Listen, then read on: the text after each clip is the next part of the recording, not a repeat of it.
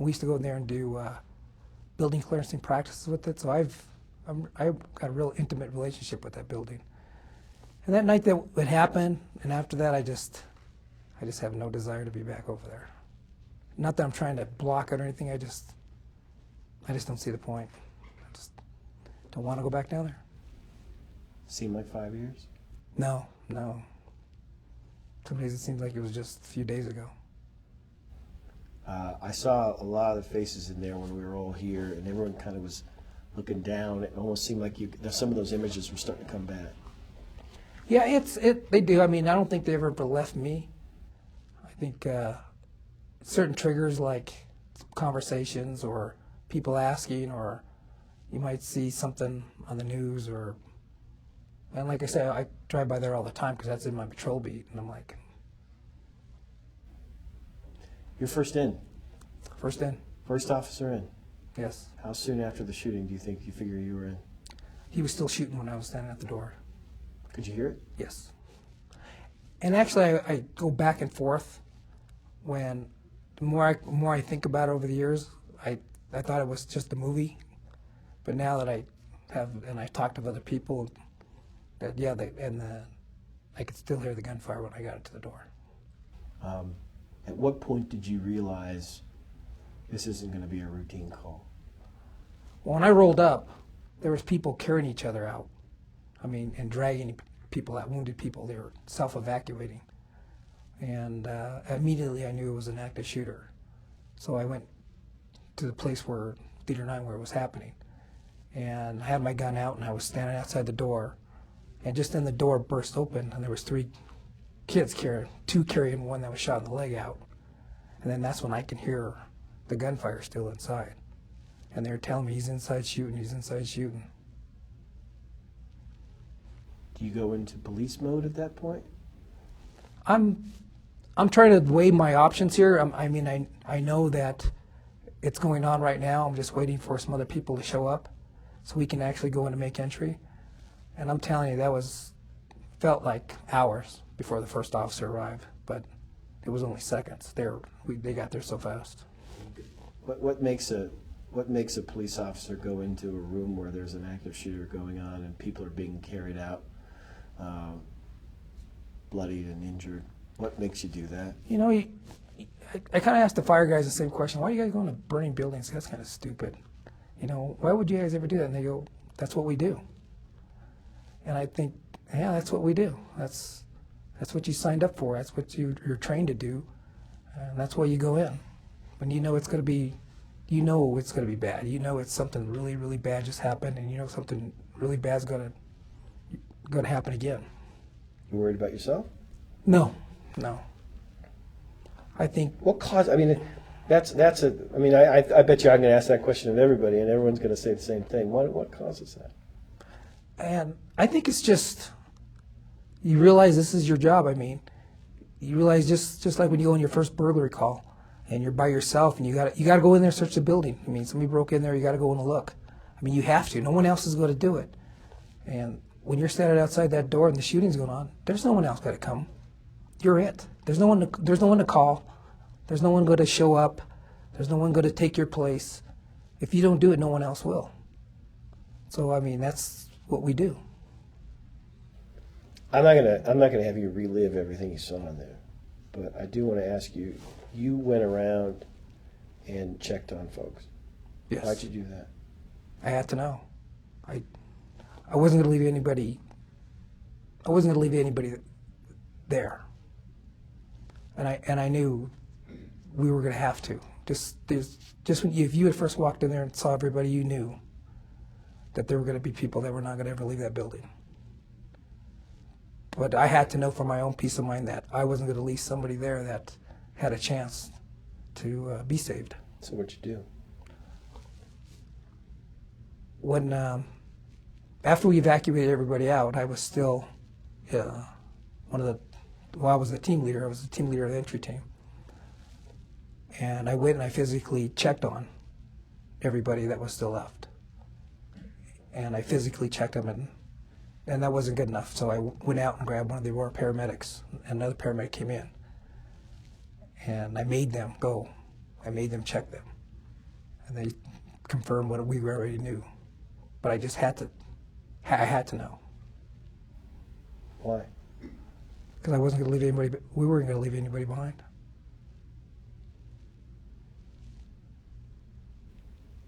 That's instinctual. I don't know. I just felt that we were there to save people. We were there to make sure everyone got out. And I don't think as a group, we weren't going to leave anybody behind that still had a chance. You guys still think about the people who didn't make it out? Yes. What do you think 5 years later? You know, you kick yourself. I mean, I know talking with the other guys, I mean, could I got there sooner? Could I got there faster? Could have done this? Could I have done that? What if I could have done this? And then, of course, then you talk to the doctors and you talk to the professional people. That was over. It was over before you got there. I mean, everything happened. You couldn't have done anything further. But I think because of our such devotion to our trade, that we don't accept that. We don't accept losses. I think each one of those gentlemen that are in that room with me would tell you, if we could have done something different, got there faster, or went into a different door, or did something, that's always plays in the back of our mind. How different of a person are you today than the one that was on July 19th, the day before the shooting? Well, I'll tell you, you go to some of these critical calls that we go to, and they're really not that big of a deal anymore. I mean, you got people shooting and car chasing and stuff like that, and you're like, it'll never raise to that level, and hopefully it'll never raise to that level again. So you're a lot calmer when you're dealing with people. You're a lot calmer when you're dealing with your calls. But you just see things different. I mean, you appreciate life differently. You look at things differently. And when you do go out on these calls, you handle people, you're like, you know what? Your life could change like tomorrow. I don't think you realize that. And you try to be more personal with your calls now, instead of just showing up and saying, all right, well, there's nothing I can do for you, move on. You're like, no, really, we can really do something more for you. You got to see this. I mean, there's people that never have this chance, would die for this opportunity. More appreciative? Exactly. Are you? I am. I think life is, you realize how life's short and how things could have been really differently even for us. I mean, if you look at some of the evidence, I think he would have made it out to the lobby. If he would have made it out to the lobby, that would have changed things for all of us, how things would have done. I mean, we had some luck involved there because of the way his gun malfunctioned. I think he was getting ready to walk out to the lobby. I think if he would have did that, it would have been a different outcome for us that were waiting outside the lobby to go in. I think if we got there, you just play these things in your mind all the time. They kind of haunt you. If I would have got there, if I would have went to the left instead of to the right where he was, I would have confronted him. Instead of I went to the other side where he wasn't. So there's a lot of different things that go through your mind and haunt you. Proud of what you guys did? I'm proud of the officers that were there. I'm telling you, it was unbelievable. Like I told you earlier, it's like we did it every day. I mean, it was amazing watching everyone do what they do, and the officers making the decisions as fast as they can. And when we made the decision and I knew we had to make the decision.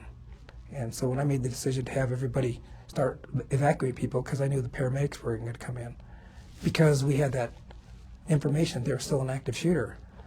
And I looked down, I saw John's guard down at the east entrance, and I knew we had control of that because I could see officers coming in. So my plan was to evacuate everybody to the east side of the movie theater so we can at least set up a triage. But that kind of fell through, and then somebody made us say, I think it was Lieutenant Redford, we're going to take people out on cars, and that's never been done before. We never practiced that. We never even talked about it. But yet these guys come up with these ideas so fast. I mean, we're moving. I mean, it's going fast. It's like a NASCAR race. I mean, cars are pulling up. We're picking people up. We're putting them in cars. The next car will pull up. We pick them up. I mean, I remember seeing the CSI van, which is the crime van. She'd show up, and she'd pull up her car, and we'd pull people up, and they were gone. I mean, they were giving them directions, what hospital to go to. I mean, it was like we did it every day. You guys saved some lives that night. We like to think so. I think you chose it. Well, There'd I'm be just, evidence to show that. I was just, I'm like I say, it was those, everyone that was there, it was just amazing. I mean, it's just like we did it every day. They did an outstanding job. We live in an era where there's a lot of scrutiny when police officers do something wrong. But here's a story that's kind of waited 5 years to sort of percolate, and everyone's kind of heard a little bit about what you guys have done, but never really heard a lot of the full story because you guys, for a number of years, were never even really able to talk about it. But what do you want? What's the most important thing for me to say about what you and your other officers did that night that maybe needs to be in this story for sure? And that's a tough question. I think that there was no one person that did anything there. It was, I think it's all the training that the department provided for us. I mean, we did have some active training earlier, and then, it's just the day-to-day stuff out the department. I mean, it's just amazing what people don't realize is that we as a department contact hundreds of people a day. And 99.9% of those contacts are all positive, even when you arrest people. So we do this all the time anyway. I mean, now it just comes to focus now that because we have the movie theater, but these guys do that all the time. And I think just comes out is that these guys are top notch. I mean, they've done something no one else has ever done, and they did it without any type of that type of training that they've had, and it's just amazing. I'm proud to be part of that organization. You still think about that night every day? Almost, yeah. Is it different now that when you think about it 5 years later? No, I didn't even know it was 5 years until somebody told me. I didn't. It's just time goes by pretty quick. If he told me it happened last year, I think that I'd probably agree with you. But the sights, the sounds, maybe the smells, pretty vivid still. Oh, absolutely. Absolutely. I can still picture that one little girl grabbing my pant leg. We were standing there, and she was crying, and she was shot, and we were just standing there looking around, and we're in that mode where we're looking for the shooter, and we have to move people and step over people, and I mean it's hard to do that, but your mission is you have to find the shooter because they're doing something, and I think that's real difficult for people to understand is that they think you're to get there and render aid immediately and start treating the injured, and that's not what we were there for first. We had to go through and look for the shooter, and that was difficult for us. I think a lot of us think we could have, and that's why we go back to the people that were down and that didn't make it out. I mean, should we have helped them right away? And speaking with the nursing staff and the doctor staff, there probably nothing we could have done because it was over when it happened. But those are the things you think about.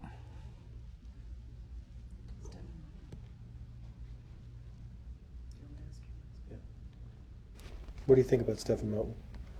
Who? Stephen Moten. There's an individual who grabbed you. Who was underneath some bodies. Oh, the last gentleman we pulled out? Yeah. How did you find him? We were doing secondary clearing, or what we call just look and make sure that the shooter didn't secrete himself under other people.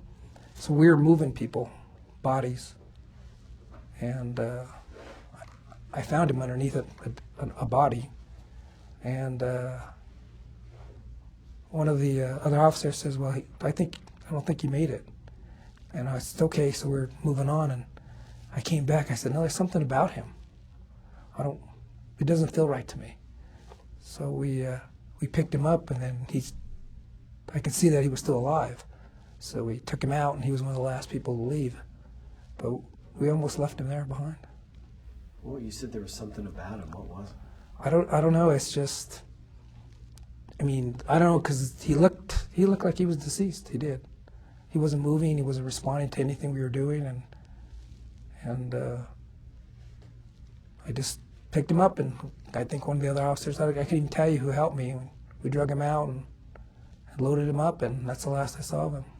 Until I found out that he was at the hospital the next day. You seen him since? No. Do you want to? I don't know. I'm really ambivalent about that. Because it's one of those feelings where you think you if I would have got there faster, if I would have done something different. But you know that's not true. I know. Is it? I mean, you guys were because of this criminal case. You guys were under a gag order for so long. Was that? I mean, was that strange? I mean, No, it's pretty typical. I've been in numerous critical incidents where we've been under the same gag order. But what's unique about this is that, because it was so close to us, what happened, so emotional, so much feeling was involved in, with dealing with all the injured parties and stuff. I mean, we had to talk to each other at least. I mean, it was not had to get our message out, but we just had to, for our own peace of mind, we wanted to talk to people. We wanted to. Every time I talk about this, I'm real ambivalent because sometimes it kind of makes me feel worse and sometimes it makes me feel better. And when I talk to the other officers, you find out so much more about what happened because you were so focused on doing what you were doing. It's just amazing other things were going on and other good stories and stuff, and it really makes you feel better about this. So doing this today and talking about this is just one more, like you said, we're looking for that closure. you think you'll get it? I don't know. Anytime you lose somebody on a mission, it's hard to accept.